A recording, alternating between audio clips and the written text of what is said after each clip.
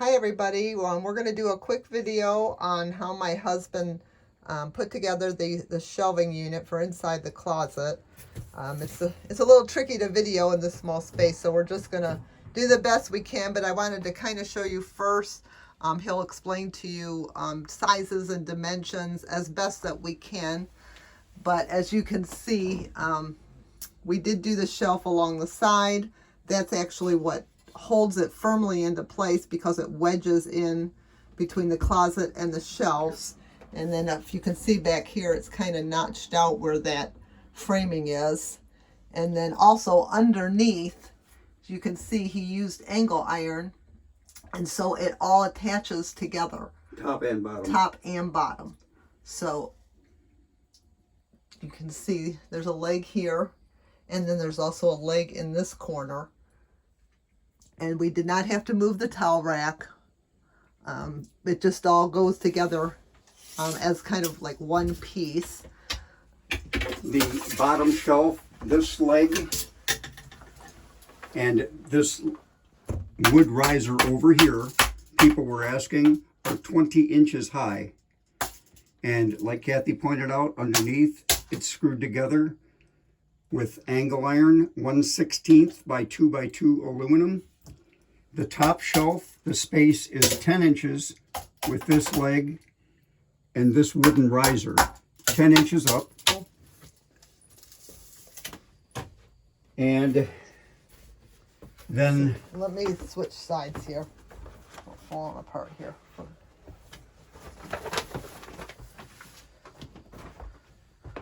Then this piece of wire on the ground is, I just happen to have, it's 10 gauge Columbia Romax. Before anything was inside the closet, I formed it like this, bent it around the inside shape of the closet. You get the idea. You could do it several ways.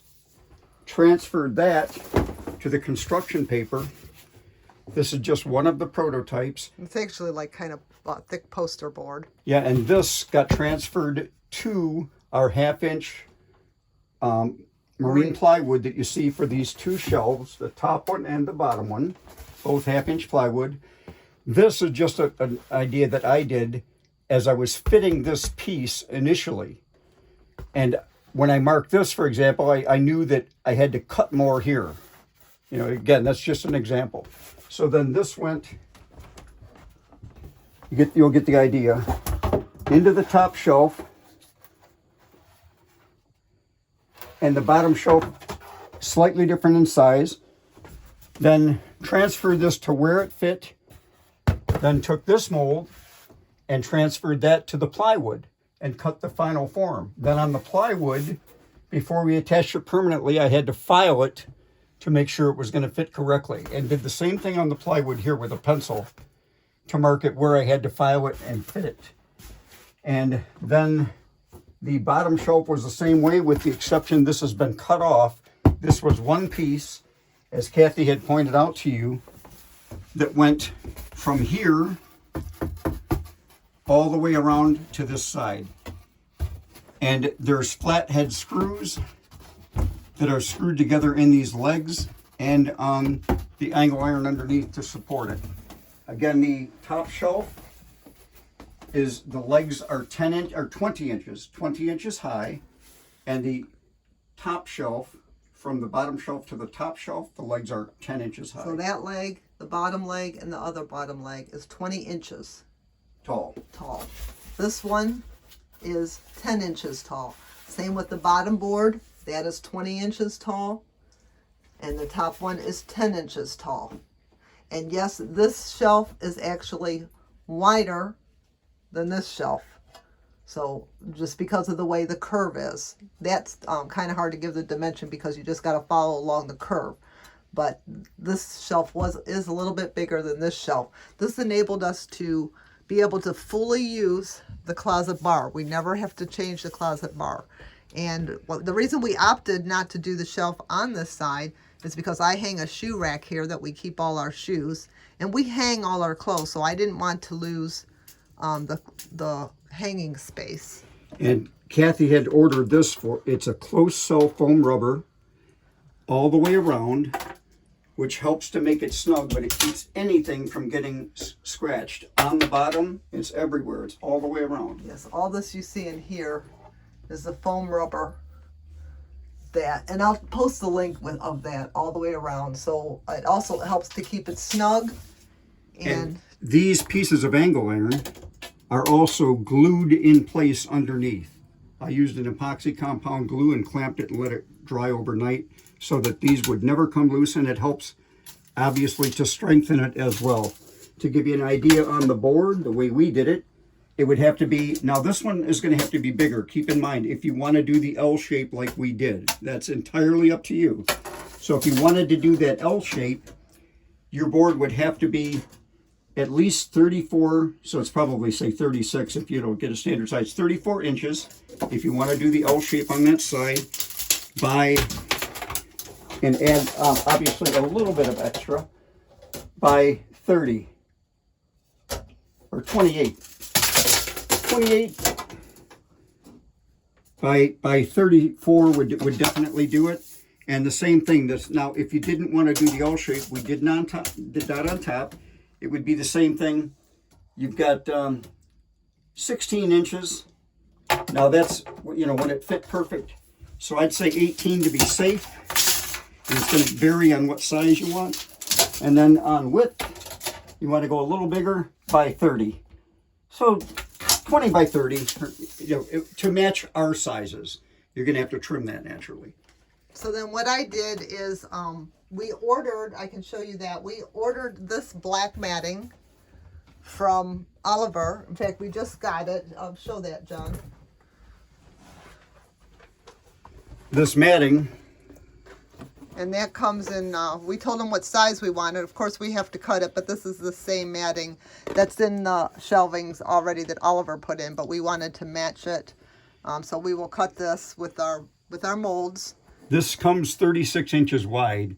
I ordered 36 by 36 on purpose so that that bottom shelf that Kathy had already pointed out to you, so that we can make that L shape, if you will, one piece from there back. So yeah, we'll cut out the black matting and it will come all the way around, and then And a separate it will piece for the all top. match, and we'll all have this matting here. And then I ordered these baskets, and I have pictures on the Oliver group. If you look in the Oliver group of the closet with all the baskets in, but I put these baskets in on all the shelves. You can see a picture of it in the Oliver group. And these baskets are from Target, and they are, I think I have left the tag on this one. Let me show you. These will fit this shelf. These are the 11-inch storage collection basket. I adore these baskets because they're super flexible, and I fit 4 of them on these shelves. 4 of them on the bottom. I have the 13 inches on the top. These are 13-inch baskets. And this is also a 13-inch basket. But for the one shelf we just built, it will fit 4 13-inch baskets. So I forgot to mention, because it made it so much easier, once we got this shape onto the wood, I put a couple of plastic buckets up there and made the 20-inch height. I assembled the bottom shelf first, completely assembled it inside, and then assembled the top shelf on top of that when it was complete. So I hope that makes sense. It's kind of hard to, first of all, we're not, I just show my husband, hey, look at this, and can you build it? And it's not really his forte, but he did an excellent job, and we can't even believe the amount of room, how much more storage we have in here. I hope this kind of makes sense. A lot of people were asking us about the measurements, and like I said, a lot of it was he just kind of got the board and used that wire, and then he just kept kind of shaving it off until he got it to fit. And trial and error, we tried several different designs that I didn't really like it over here. I didn't want it too low because I wanted to keep my floor open. This works out just really, really well and gave us all this more storage here and on the side. So I hope that all makes sense to you. I will put some links down below, and we're real happy with it. It's amazing how much more storage it gave us, because all this space back here was just dead space. So The easiest way to surmise this, in my opinion, is called fit at assembly. Literally, from the prototype board that we had being transferred to the wood, and then final assembly, obviously filed to fit in place on the wood. And be careful not to scratch your fiberglass. Okay, that's it. That's our closet, and we're real pleased with it. And it really, I would say, it took my husband a couple days to put it together and think about it and think how he was going to do it. And then he did it one way, and I said, no, I don't like that way.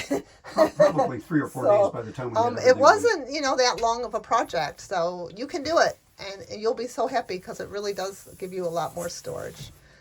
Thank you so much for watching, and I hope you enjoy the videos. I will be doing a few more videos coming up. We've been real busy this summer.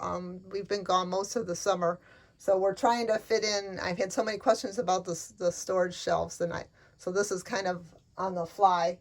But if you have any other questions, just let me know down below. We did the best we can here with this little space, trying to show you how we did it.